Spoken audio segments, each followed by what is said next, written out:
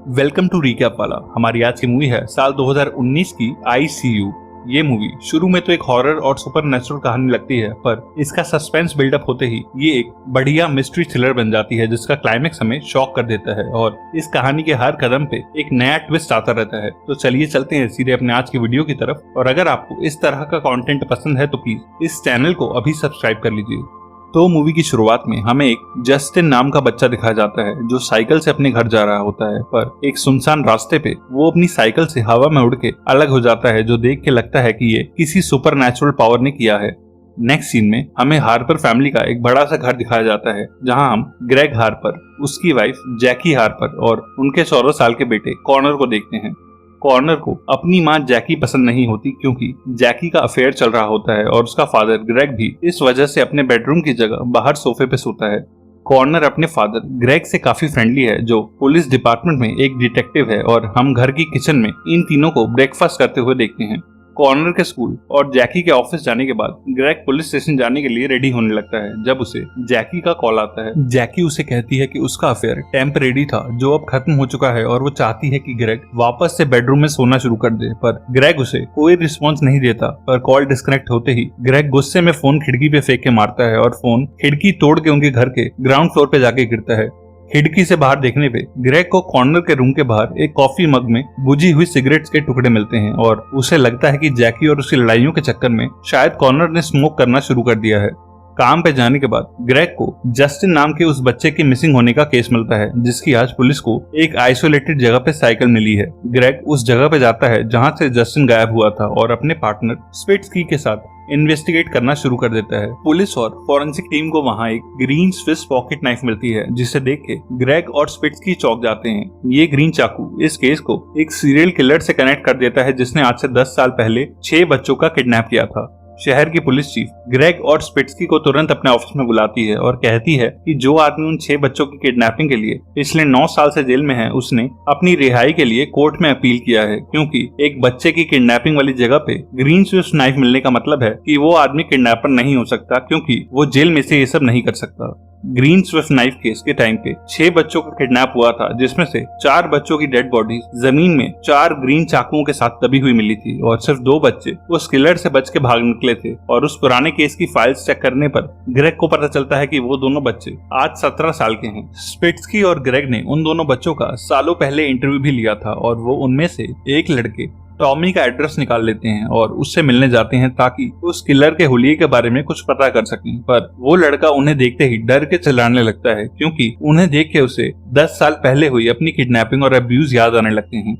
उधर ग्रेग के घर में कुछ अजीब चीजें होनी शुरू हो जाती हैं। जैकी एक दिन घर आके एक अनजान आदमी को देखती है जो उनकी खिड़की रिपेयर करने आया होता है, जो आज ग्रेग से टूट गई थी। पर जब जैकी उससे पूछती है कि वो घर के अंदर कैसे आया, तब वो आदमी कहता है कि आपकी बेटी ने मेरे लिए दरवाजा खोला था, जिस बात से वो चौंक जाती है क्योंकि उनका सिर्फ एक बेटा होता है, कॉर्नर। ऐसी ही मिस्टीरियस चीजें अब रोज होने लगती हैं, जैसे फोटो फ्रेम्स में से उनकी पिक्चर्स गायब होना, टीवी अपने आप ऑन हो जाना और किसी के वॉक करने की कांस्टेंट आवाजें आती रहना। एक रात को कोई ग्रेग को पीछे से कपड़ों के अलमीरा में लॉक कर देता है और ग्रेग के शोर मचाने पे जैकी उसे खोलती है और कहती है कि वो नीचे किचन में काम कर रही थी और कॉर्नर घर पे नहीं है। फिर अलमीरा को बाहर से लॉक किसने किया? जैकी कहती है कि कुछ दिनों से घर में कुछ अजीब चीजें हो रही हैं और वो उसे बताती है कि आज सुबह जब वो घर पे नहीं थी तब जो आदमी खिड़की रिपेयर करने आया था उसके लिए किसी लड़की ने मेन डोर खोला था और उसे शक है कि किसी ने उनकी किचन से सारी चांदी के बर्तन भी चुरा लिए हैं। पर ग्रेग कहता है कि जैकी कहानियां बना रही है और एक पुलिस वाले के घर में कोई ऐसे घुस नहीं सकता। एक दिन देर रात को जैकी को कुछ आवाजें सुनाई देती है और वो बाहर आके देखती है और उन आवाजों को फॉलो करती हुई वो कॉर्नर के रूम में जाती है जहां लैपटॉप पे एक ऑनलाइन मल्टीप्लेयर गेम चल रही होती है और ये आवाजें उसी गेम के प्लेयर्स की होती हैं। कॉर्नर का रूम काफी गंदा होता है, इसीलिए जैकी उसका रूम साफ करने लगती है जब उसे कॉर्नर के बेड के नीचे से एक फ्रॉग की शक्ल का डरावना फेस मास्क दिखता है, जिसे देख के वो चौंक जाती है। पर तभी पीछे से कॉर्नर वहां आ जाता है और अपनी माँ को उसके कमरे में से चले जाने के लिए बोलता है। कॉर्नर जैकी से नाराज होता है और वो उसे उस मास्क के बारे में कोई क्वेश्चन ना पूछने का डिसाइड करके वहां से चली जाती है। अब घर में और ज्यादा स्ट्रेंज चीजें होने लगती हैं और ग्रेग एक रात को उठ के देखता है कि उसका बिस्तर गीला पड़ा है, जिसका उसके पास कोई एक्सप्लेनेशन नहीं होता। और एम्बैरेसमेंट से बचने के लिए ग्रेग उस बेडशीट और अपने कपड़ों को ऑफिस जाने से पहले वॉशिंग मशीन में धुलने के लिए डाल देता है। स्पिट्सकी एक बार फिर से ग्रेग और बाकी पुलिस वालों के साथ जस्टिन की लास्ट सीन लोकेशन पे जाता है और उसे एक पेड़ से बंधी हुई पतली सी मेटल वायर दिख जाती है, जिससे टकरा के मूवी की स्टार्टिंग में वो बच्चा अपनी साइकिल से अलग हो गया था। उसी मॉर्निंग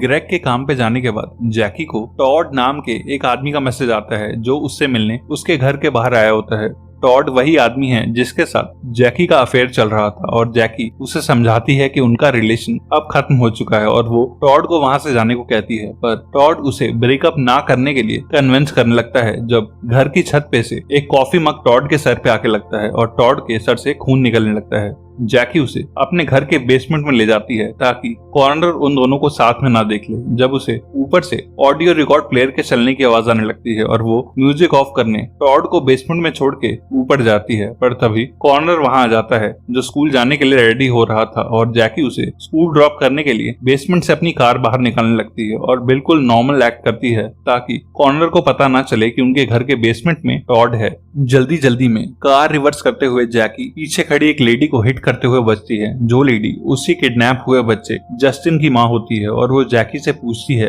कि क्या ग्रेग और पुलिस वालों को उसके बेटे का कुछ पता चला, जिस पे जैकी उसे पॉजिटिव रहने को बोलती है और कहती है कि पुलिस जरूर जस्टिन को सेफली ढूंढ निकालेगी। कॉर्नर को स्कूल छोड़ के जब जैकी घर वापस आती है तब वो देखती है कि बेसमेंट में टॉड मरा पड़ा है और वो शॉक रह जाती है क्योंकि उसे नहीं लगा था कि उसके सर पे लगी चोट इतनी सीरियस होगी। जैकी अब पैनिक करने लगती है और ग्रेग को सब सच बता के उसकी हेल्प मांगती है। जैकी कहती है कि उनका अफेयर खत्म होने के बाद भी टॉड उसका पीछा नहीं छोड़ रहा था और आज सुबह वो उससे मिलने आया था और उसे लगता है कि कॉर्नर ने ऊपर से टॉड के सर पे कुछ फेंक के मारा था। ग्रेग कहता है कि हमें टॉड की बॉडी को ठिकाने लगाना पड़ेगा क्योंकि अगर इस मर्डर में कॉर्नर का नाम आ गया तो उसका करियर और फ्यूचर हमेशा के लिए खत्म हो जाएगा। रात को जब शहर के लोग और वॉलंटियर्स सर्च पार्टी बना के जस्टिन को शहर के खाली पड़े एरिया में ढूंढ रहे होते हैं, तभी जैकी और ग्रेग एक आइसोलेटेड जगह पे टॉड की डेड बॉडी को दफना देते हैं। घर पर हम कॉर्नर को अकेला देखते हैं जो ऑनलाइन एक गेम खेल रहा होता है जिसे नीचे से कुछ आवाजें सुनाई देती हैं। वो चेक करने के लिए नीचे आता है और देखता है कि ये आवाज वॉशिंग मशीन में से आ रही है और उसे मशीन के अंदर से एक कपड़े में रैप करी हुई किचन में से गायब हुई वो चांदी की कटलेरी मिलती है जिसे किसी ने वॉशिंग मशीन में डाल दिया था। कॉर्नर वापस अपने रूम में आता है जब उसे लैपटॉप स्क्रीन पे एक अननोन आईडी से मैसेज आता है जहां सेंडर उससे पूछ रहा होता है क्या उसे पता है कि फ्रॉगिंग का मतलब क्या होता है। कॉर्नर ऑनलाइन सर्च करता है और उसे पता चलता है कि फ्रॉगिंग मतलब होता है किसी के घर में अनइनवाइटेड घुस जाना और छुप के कुछ टाइम के लिए रहना, जिसकी इंटरनेट पे कुछ वीडियोस भी होती हैं जो देख के कॉर्नर डर जाता है। कॉर्नर फॉरन मैसेज करके पूछता है कि ये मैसेज कौन भेज रहा है, पर उसे कोई रिप्लाई नहीं मिलता, बल्कि हम उसके पीछे उसी डरावने फ्रॉग मास्क के साथ एक इंसान को देखते हैं जो कॉर्नर को घूर रहा होता है। ग्रेग और जैकी टॉड की बॉडी को दफना के घर वापस आते हैं और अपनी कार को गैराज में पार्क करते हैं। वो दोनों ऊपर जाके देखते हैं कि कॉर्नर बेहोशी की हालत में बाथ टब से बंधा हुआ है और वो फौरन उसके हाथ पैर की रस्सियां खोलने लगते हैं और ग्रेग देखता है कि एक सोप बार के ऊपर किसी ने ग्रीन स्विफ्ट नाइफ गाड़ी हुई है। जैकी कॉर्नर को लेके हॉस्पिटल के लिए निकलती है और ग्रेग गन निकाल के अपने घर में किसी घुसपैठिए को ढूंढने लगता है जब कोई उसके ऊपर एक कुल्हाड़ी से हमला करता है और तभी ये स्टोरी कुछ हफ्ते पीछे फ्लैशबैक में चली जाती है और हमें पता चलता है कि इस घर में ये सुपरनैचुरल दिखने वाली चीजें कैसे हो रही थी। यहाँ हमें हार्पर फैमिली के घर में घुसे 2 टीनेजर्स को दिखाया जाता है जिनका नाम होता है मिंडी और एलेक। मिंडी एक एक्सपीरियंस फ्रॉगर होती है जो पहले भी ऐसे छुप के लोगों के घर में रह चुकी होती है, पर एलेक ऐसा फर्स्ट टाइम कर रहा होता है और उसी ने ये घर पे किया होता है। ये दोनों इस घर में छुप के रहने लगते हैं और अपने एक्सपीरियंसेस रिकॉर्ड करने लगते हैं और हमें पता चलता है कि यही दोनों रात होने पर घर में घूमते हैं और ग्रेग, जैकी और कॉर्नर को सोते हुए रिकॉर्ड भी करते हैं।